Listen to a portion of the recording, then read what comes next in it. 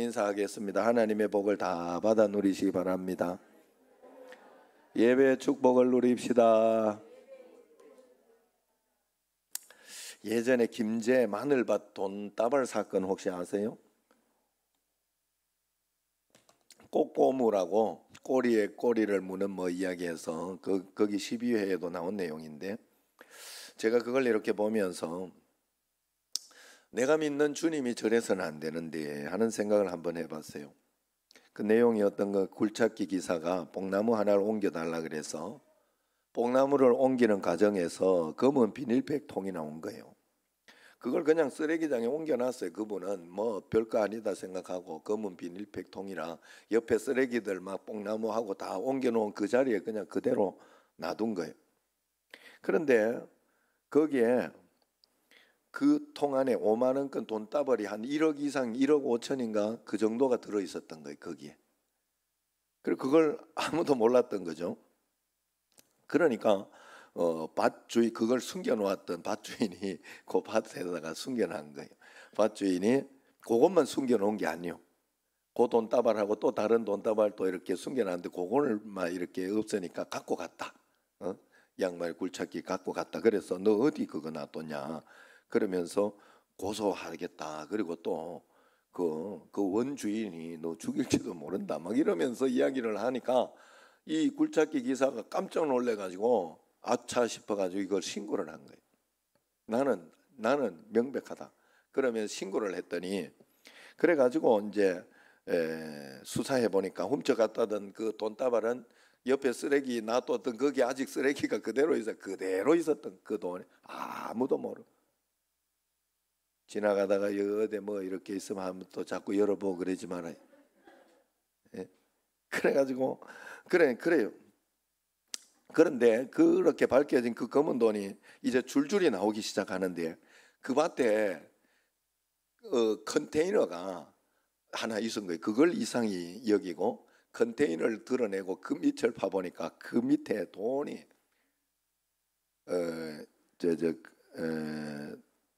이렇게 돈을 쌓아놓으면 아파트 10층 높이의 돈이 나오더라고요.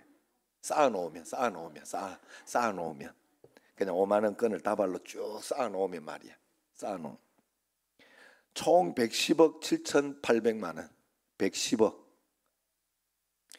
이 돈이 어떤 돈이냐 나중에 파고 보니까 불법 도박 사이트 운영해가지고 그걸로 벌어들인 150억 가운데 110억 이게 묻어있는 거, 다른 또 몇십억은 어디가 있는지 행방을 모른다.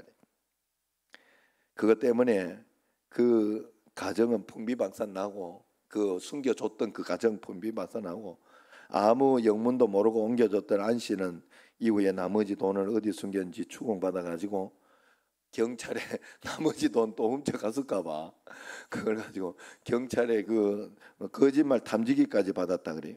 또 어떤 사람들은 말 안 할 테니 내하고 나눠 먹자 그러면서 뭐 그래 협박하고 이래가지고요, 깡패들의 보복이 들어와가지고 10년 동안 거기 살지도 못하고 여관을 전전하다가 이제서야 꼬꼬무 거기에 나온 거예요. 이제서야 가게 하나 열어서 하고 있다고 그럽니다. 돈을 좋은 데 썼으면 얼마나 좋을까. 그 불법 도박 하나 하는 그거 가지고도 사람이 거기에 빠져가지고 쓸데없는 데 쓰는 거예요, 돈을. 그렇게 보면 우리는 막 돈을 많이 쓰기는 합니다만 좋은 데 다 쓰고 이렇게 하니까 여러분들 감사한 줄 알고, 아유 목사님 너무 선교관도 짓고 막 너무 그랬다 지금 이러지 말고 그냥 마음에 감동되는 거 하는 거예요. 그냥 저도 하나님 앞에 해가지고 있으면 하면 돼. 그걸 내가 걱정할 일은 아닌 것 같더라고. 내가 그걸 가지고 오늘 안 채워지면 어떻게 하지? 뭐 안 되면 어떻게 하지? 이럴 거는 아닌 것 같아. 되는 대로 그냥 하면 되는 거고, 안 해주면 또 안 하면 되는 거고, 뭐 그런 거지. 요번에 지금도 그 백령도도 15명 안 되면 안 가면 되는 거고 지금 그러고 있어요. 진짜로 9명 지금 내가 보니까. 그래 어쨌든 하나님 앞에서 그냥 그렇게 하면 얼마나 좋을까. 그 감당할 수 없는 그거 지금 그 110억 이거 어디 놓을 때 5만 원짜리를 놓을 데가 없어 거기 놔뒀는데, 그거 훔친 것만 가지고도요 사실은 거기에서 이야기했던 그 사람 도박 사이트 했던 2명은 붙잡히고 1명이 도망을 갔대요. 그 돈을 가지고 어디에 가 있는지 모른대. 그리고 지금 행방불명이 됐대. 성형설이 있대요. 성형설. 예. 성형을 하고 그래가지고 싹 얼굴을 바꾸고 이제 다른 이름으로 산다 하는 그런 이야기가 있다 우리. 그런데 더 요지경인 것은요. 그 이후로 그거 방송 나간 이후로 각지에서 김제 마늘밭으로 마늘밭이 갑자기 사람들 막 가보는 그런 그것이 됐다고 그랬더라. 거기 완전히 그런 마늘밭에. 그래 돈 기운을 받겠다고 그 와가지고 돌을 주워가는 사람이 있는가 하면 막 흙을 퍼담아가는 사람이 있는가 하면 무당들은 와가지고 그 기운을 받겠다고 그거 들어놓아가지고 그 김제밭에 그러고 갔다. 진짜 이게 실제로. 야, 참 요지경 소악입니다. 여러분도 옛날에 마늘밭 지나가면서 한번 혹시 쳐다보고 그런 적 없어요? 기억나지 않아요? 마늘밭이 관광명소가 되다니 참 어이없는 일이. 우리가 흔히 하는 말 중에 죽어도 좋으니 돈벼락이나 맞아보고 죽었으면 좋겠다는 말이 있는데 실제로 맞으면 큰일 납니다. 큰일 납니다. 여러분, 우리가 과연 우리가 이 땅을 살아갈 때 그런 것인가? 아닐 것이. 우리가 가야 하는 천국은 도대체 어떤 것일까? 돈다발이 있어서 막 좋은 그런 곳일까? 요지경 같은 그런 곳일까? 아닐 거예요. 에덴 동산에서 그 상황을 보면, 에덴 동산에서의 삶을 보면 우리가 가야 하는 그 천국은 어떤 곳일까를 볼 수 있을 겁니다. 첫 번째는 에덴 동산에서 하나님과 인간은 행복한 교제와 관계가 있었던 그런 곳이에요. 늘 에덴 동산의 하나님과의 교제는 온전한 예배였고 온전한 기도였을 겁니다. 그래서 아담이 하나님을 찾으면 하나님은 언제나 거기 계셨고, 하나님이 아담을 부르면 아담은 언제나 달려가는, 그래서 천국은 가까이 부르면 언제든지 서로 간에 응답이 있는 그런 곳. 여러분, 여기에서 지금 하나님의 말씀에 응답이 있고, 하나님의 말씀을 내가 기도하면 하나님께서 이렇게 응답을 해주시고, 이런 마음 가운데에서 하나님 살아계시고 옆에 계시다 하는 믿음이 있으면 바로 거기가 천국의 시작인 줄로 꼭 믿으시길 바랍니다. 또 에덴 동산에는 아담과 하와가 인간과 인간의 온전한 관계, 온전한 행복이 있었던 곳입니다. 그래서 당신은 내 뼈 중에 뼈요 살 중에 살이라 그러면서 이야기를 했던, 사랑의 고백과 배려, 존경과 격려, 이런 것이 있었던 것이죠. 그래서 인간과 인간 사이의 갈등, 상처, 섭섭증 뭐 이런 것들이 분명히 그런 것들이 없었던 곳이 바로 그런 것이다. 사람과 사람과의 관계가 행복했던 곳이 천국이에요. 그죠? 그래서 여러분, 우리 삶 가운데에서 저도 이렇게 어제도 그렇고 오늘도 그렇고 이렇게 보면서, 야, 어제 가면서 예전인가 옛날에 내가 또 강했던 어떤 그런 이야기를 한번 하고, 난 기억도 안 나는데 이놈은 다 기억하고 있어서 굉장히 당황스럽더라고. 그런데 못했던 게 있었더라고요. 제가 굉장히. 그래서 그 이야기를 들으면서 이렇게 보면, 그런데 참 많이 변했죠. 제가 참 많이 변했고 참 많이 이렇게 바뀌어졌어요. 그러면서 이렇게 가정이 이렇게 어제도 가면서 서로 좋게 이야기하고 또 뭐 그러면서 굉장히 이렇게 행복하고 좋더라고. 그래서 그런 것을 이렇게 보면서 그곳이 바로 천국이 되는 거예요. 서로 갈등이 없고 서로 간에 또 배려하고 양보하고 이해해주고 용서해주고 하는 그런 곳, 그것이 바로 천국이라는. 천국은 가면 그런 곳일 것이다. 또 세 번째는 에덴 동산에는 인간과 자연, 인간과 물질 간의 온전한 관계가 있었죠. 아담은 자연을 잘 돌보았고 자연은 아담을 잘 섬겼죠. 그래서 동물들도 아담과 하와를 잘 따랐습니다. 인간과 자연은 아마 다정한 친구와도 같았을 거예요. 어린이와 사자가 함께 뒹굴어 독사굴에 어린이가 손을 놓고 장난칠 수 있는 그런 곳이 바로 천국이었을 것입니다. 그러므로 우리가 이 땅에서 이것이 회복되면 에덴이 회복되는 거예요. 여러분, 저는 이렇게 해가지고 너무 인간주의 이렇게 하다가 보면 사람들이 이렇게 보면 개 키운다고 자꾸 나도 개 키우고 있는데 뭐 어쩔 수 없이 키우는 개들입니다만은, 그래가지고 어쩔 수 없이 키우다가 두 마리는 또 분양했잖아요. 토끼하고. 지금도 보고 싶어요. 예, 성탄이 너무 보고 싶어요. 성만이도 보고 싶고.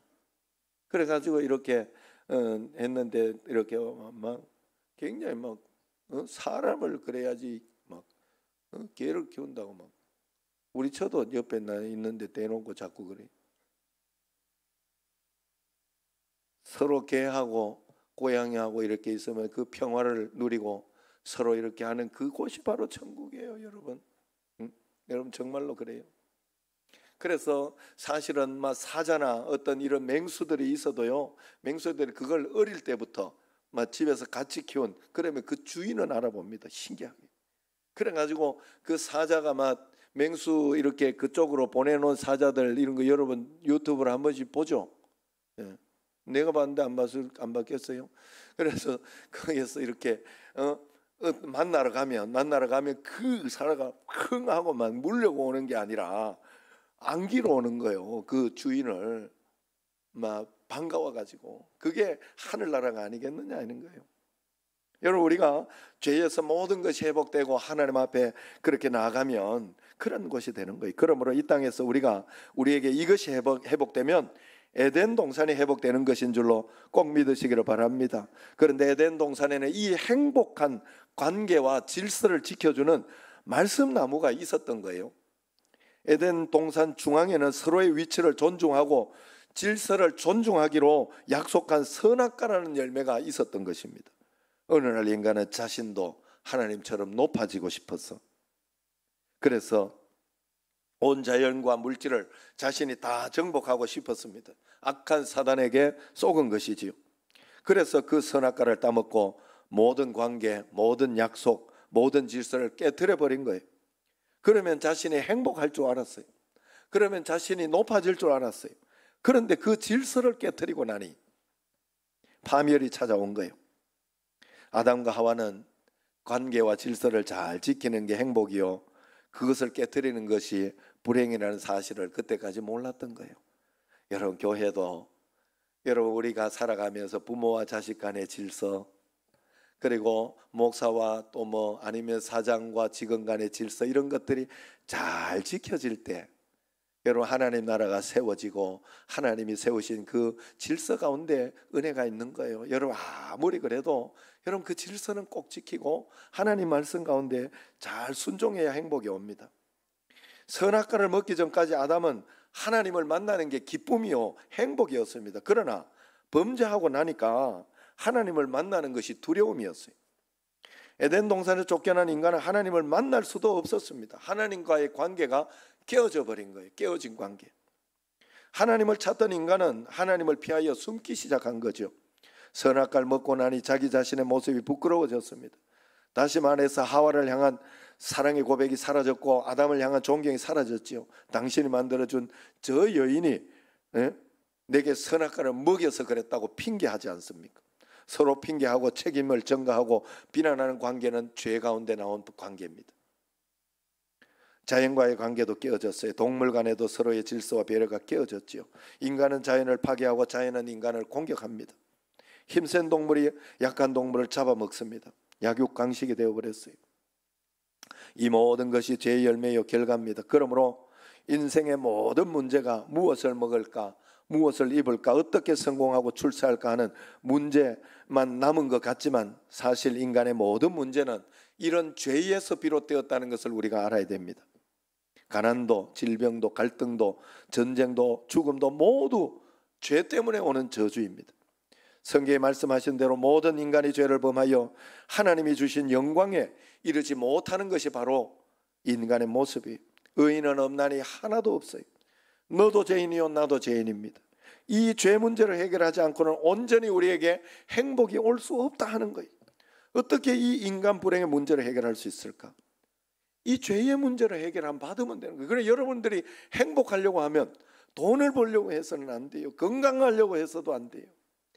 죄의 문제, 하나님과 나 사이의 죄의 문제, 예배의 문제, 말씀의 문제, 이 문제를 해결하면 여러분에게는 참된 행복이 오고 참된 기쁨이 분명히 옵니다. 여러분, 죄의 문제를 해결할 방법은 한 가지, 용서받는 것밖에 없어요.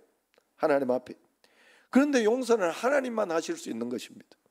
그러므로 우리가 할 수 있는 일은 하나님께 나아가서 회개하는 일뿐이에요. 오늘 본문은 시편에 참회시라고 하는 편이에요.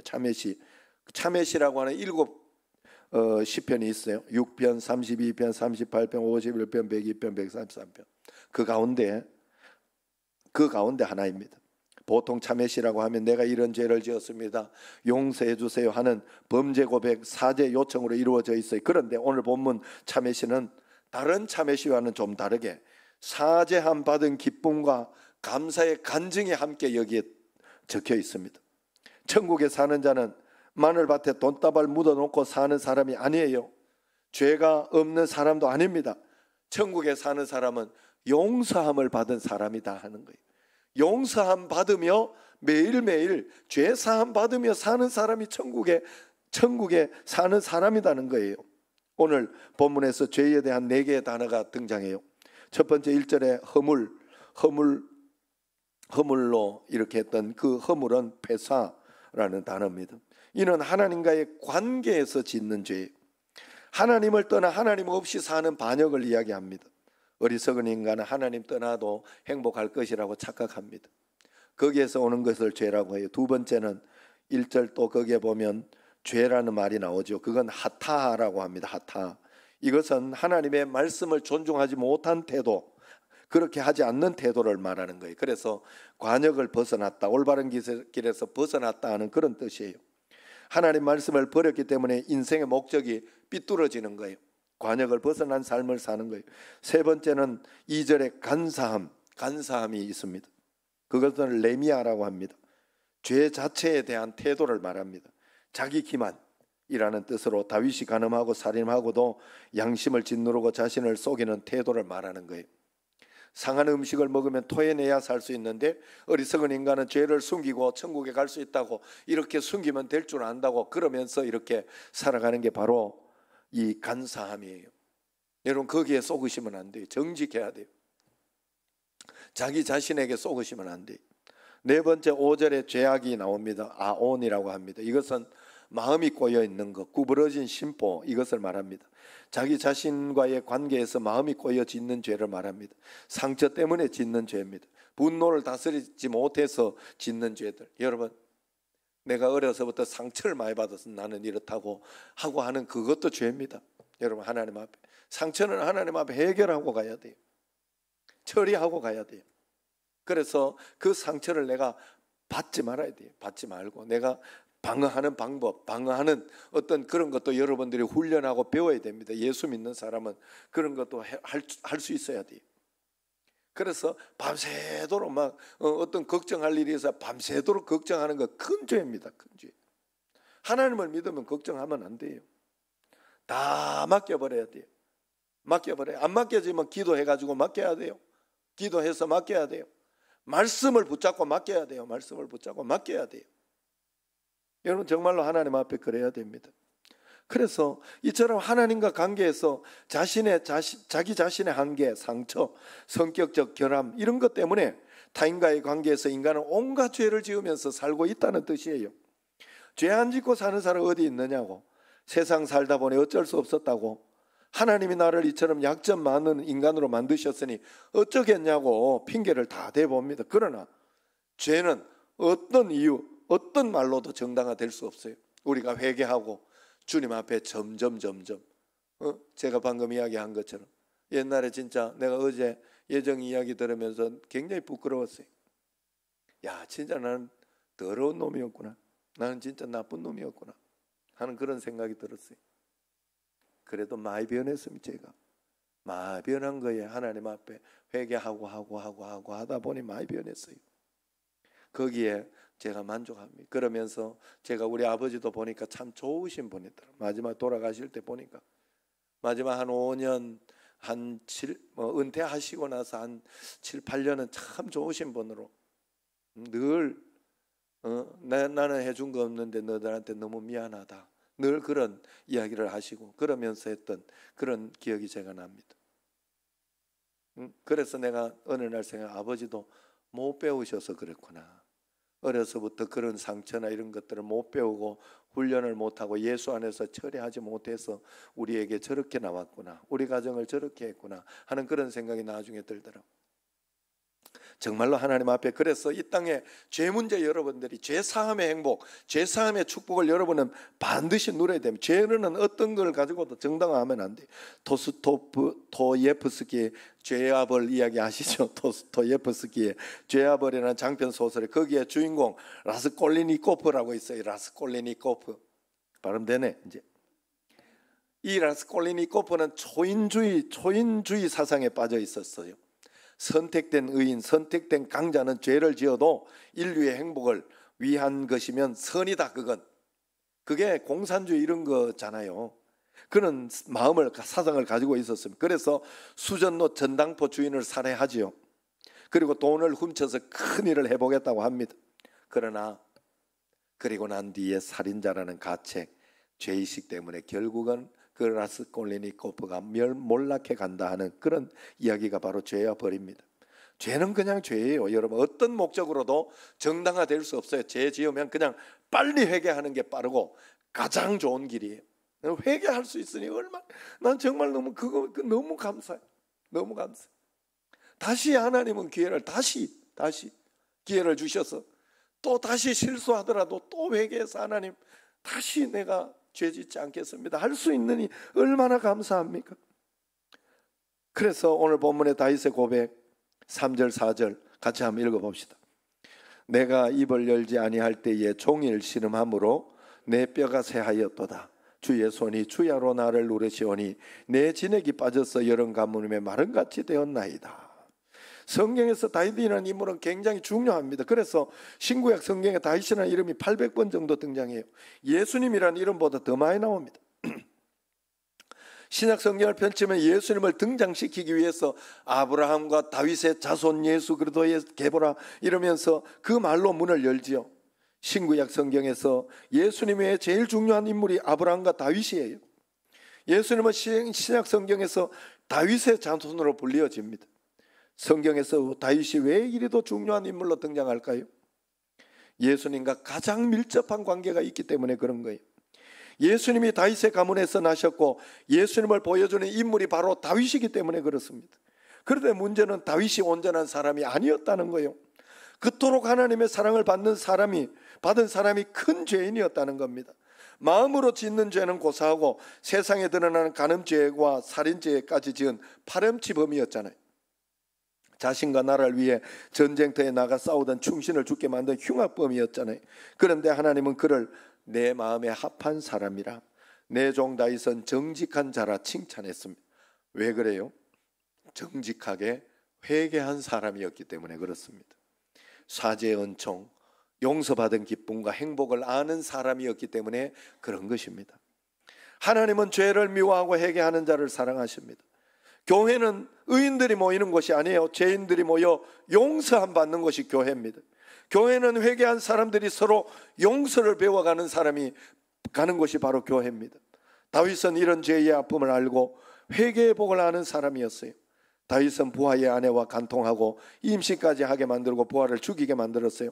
그리고 버젓이 밧세바를 아내로 맞아들여서 살고 있었습니다. 그 정도면 되겠다, 다 속였다 생각했던 거죠. 그때 나단 선지자가 다윗을 찾아왔어요. 다윗에게 이런 이야기를 합니다. 양과 소가 많은 어느 부자의 집에 손님이 찾아왔는데 부자는 손님을 대접하기 위해 자기 집 우양을 잡은 것이 아니라 그 동네 가난한 농부의 한 마리밖에 없는 양을 빼앗아 자기 손님을 대접했다. 이런 부자를 어떻게 하면 좋겠습니까? 그렇게 묻습니다. 그때 다윗이 노발대발하죠. 내가 다스리는 이 나라에 그런 인간이 살다니 죽어마땅하다. 당장 4배나 갚도록 해라. 손을 쳤어요. 나단 선지자가 하나님의 건의로 다윗에게 말합니다. 그가 바로 당신이요. 이때 다윗은 성령이 비수에 찔린 듯 눈물로 침상을 적시며 회개합니다. 내가 여호와께 범죄하였나이다. 그리고 하나님으로 사죄의 확신을 얻고 그 기쁨을 노래하는 거예요. 그 내용이 바로 오늘 본문 시편 32편이에요. 51편에도 나오지만 32편이 바로 그 시편입니다. 오늘 본문 다윗의 참회시를 살펴보면 첫 번째로 다윗은 죄를 속에 담고 사는 고통을 알았던 사람이었어요. 종일 신음했다 하잖아요. 종일 신음했다. 내 뼈가 쇠하였다 고백하지 않습니다. 내 진액이 빠져서 여름 가뭄에 마름같이 되었다고, 내 몸이 지옥에 빠져드는 고통이 있었다고 고백하지 않습니까? 이게 바로 죄이고 죄를 가지고는 살 수 없다는 거예요. 지은 죄를 아파하는 것이 회개의 시작입니다. 두 번째, 다윗은 회개가 복이요 회개가 은총임을 아는 사람이었어요. 1절 2절에 같이 한번 읽어봅시다. 허물의 사함을 받고 자신의 죄가 가려진 자는 복이 있도다. 마음에 간사함이 없고 여호와께 정죄를 당하지 않은 자는 복이 있도다. 복을 안 사람이에요. 회개함으로 용서받을 수 있다는 것이 얼마나 큰 축복이라는 것을 안 사람이었어요. 세 번째, 다윗은 사죄의 기쁨과 감격을 아는 사람이었어요. 6절 7절 시작. 이로 말미암아 모든 경건한 자는 주를 만날 기회를 얻어서 주께 기도할지라. 진실로 홍수가 범람할지라도 그에게 미치지 못하리로다. 주는 나의 은신체오니 환난에서 나를 보호하시고 구원의 노래로 나를 두르시리로다. 이게 다윗이 안 축복이에요. 하나님 믿는다는 게 무엇이냐? 하나님은 회개하면 용서하는 분이시고 홍수가 범람할지라도 회개하고 주님 앞에 나아가면 용서해 주시고 붙잡아 주신다는 것을 믿은 것이에요. 네 번째, 다윗은 참회의 원리를 아는 사람이었어요. 다윗의 참회 시들을 살펴보면 어디에도 바세바를 원망하지 않습니다. 바세바가 밤에 거기 가서 굴떡보고 그렇게 하는 바람에 그랬다고 이야기하지 않아요. 나단 선지자에게 섭섭한 말을 드러내지 않았어요. 내가 어쩔 수 없었다, 나도 인간인지라 어쩔 수 없었다고 자기 핑계를 늘어놓지 않았어요. 변명하지 않았습니다. 모든 것이 전적으로 내 잘못일 뿐입니다라고 하나님 앞에 회개했습니다. 이것이 진정한 회개입니다. 핑계가 남아있고 환경과 타인에 대한 원망이 남아있다면 아직 회개를 덜한 것이. 오늘 본문 32편을 사도 바울은 로마서 4장 7절 8절에서 이렇게 인용합니다. 불법이 사함을 받고 죄가 가리워짐을 받은 사람들은 복이 있고 주께서 그 죄를 인정하지 아니하실 사람은 복이 있도다 함과 같으니라 그랬어요. 무슨 말입니까? 예수님은 사죄의 은총을 오래전 다윗을 통해 가르쳐 주셨다는 거예요. 사죄의 은총, 그것이 성도의 행복이라는 겁니다. 예수 믿고 구원 얻은 복은 얻었는데 신앙생활, 교회생활이 행복하지 않은 사람이 있어요. 사죄의 은총을 누리지 못하고 살고 있기 때문에 그렇습니다. 자기만 맞다고 생각하고 살아서 그래요. 그러므로 예수 믿고 행복하기를 원하면 나는 죄로부터 자유하다, 해방받았다, 그리고 이제 나는 남을 비난하지 않겠다, 정죄하지 않겠다 하는 선언이 우리에게 분명히 있어야 됩니다. 주의 보혈 능력이 또다, 주의 피 믿으오. 할렐루야. 여러분, 사죄의 은총을 아는 사람이 마지막 행복이 있는 겁니다. 사유하심을 받은 사람은 남의 허물을 가리워야 합니다. 남의 죄를 보지도 말아야 됩니다. 이것이 성도의 행복입니다. 교회에서 가장 불쌍한 사람은 자신의 허물을 보지 않고 남의 허물을 보고 사는 사람이에요. 남편을 정죄하고 부모를 정죄하고 남을 정죄하고 사는 사람은 불행한 사람입니다. 친구 관계도 부부 관계도 교우 관계도 서로의 허물과 약점을 가리워 줄 때 서로 행복할 수가 있는 거예요. 내 자식도 허물이 보이기 시작하면 그 자식이 행복의 기업이 아니라 불행의 씨앗이 됩니다. 보기도 싫어집니다. 여러분, 이웃의 허물이 보이기 시작하면 이 타락한 눈을 보혈로 씻어달라고 여러분 기도해야 됩니다. 입을 열어 정죄하지 않게 해달라고 기도해야 됩니다. 여러분, 매일매일 사죄함의 축복, 보혈의 축복을 다 누리시기를 바랍니다. 그래서 자유하고 행복한 주의 백성이 되기를 주의 이름으로 축원합니다. 기도하겠습니다.